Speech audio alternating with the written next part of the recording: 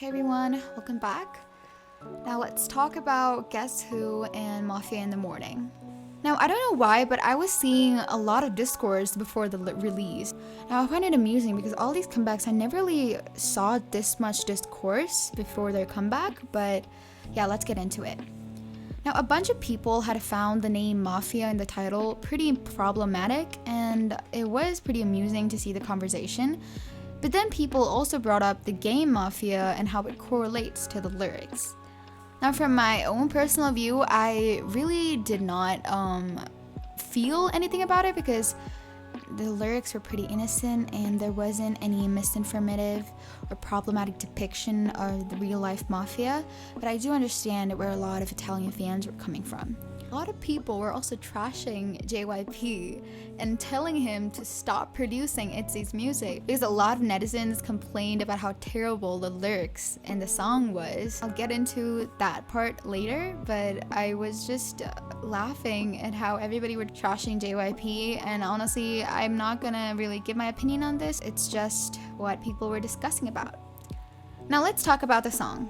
The song had a really spooky concept and trap beat, which added to the vibe of the song. The vocals weren't really bad, it had a catchy melody, but the raps were really weak in my opinion. It felt like the raps just sounded super off and the flow is just really weak and not that good in my opinion. The lyrics, however, was the weakest part, especially the English lyrics.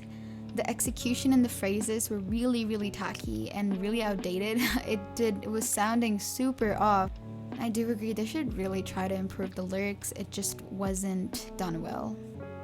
The music video and concept that they went for was really different from their previous concepts, which I really appreciated, and I also loved the concept as itself. It had a lot of potential and it did match that to a level.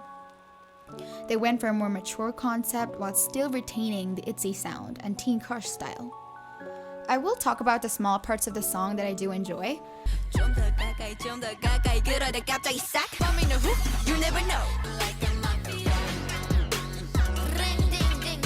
너를 뺏어 like a kpop movie. Baby 헷갈려 끌리게 된다. 결국엔 내 거야 내게 되겠지 나. 마지막 밤이 깊었어 babe. 이 밤이 지나면 네 곁에 날 하나기야. 마침내 피할 수 없는 아침이 와. I'm the mafia. 누구일까 mafia. Now let's talk about the live stages. Watching the performances, leaving out whether we like the song or not, it was really fun to watch. And I feel like a big part of it is the live vocals. I loved their live vocals and I could hear the struggle and falter, which I always crave during a live performance. itzy just never disappoints in terms of live vocals and they understand the assignment each time. The outfits were interesting and I liked the contrasting day and night outfits too. Now let's talk about the album. I personally really feel like this is the only album which had solid songs that didn't really feel weak or off in one way or another. There's always been a jab at JYP for not giving proper effort into their artists' B-sides. A good example can be itzy's B-sides and Twice's Eyes Wide Open album. I always felt like itzy's side tracks just faced the same dilemma. However, contrary to the title track, I felt like the tracks were solid enough to be appreciated. I also noticed how each song was worked on by different producers. Sorry Not Sorry starts off feeling like you're stranded on a desert and gave me cowboy vibes.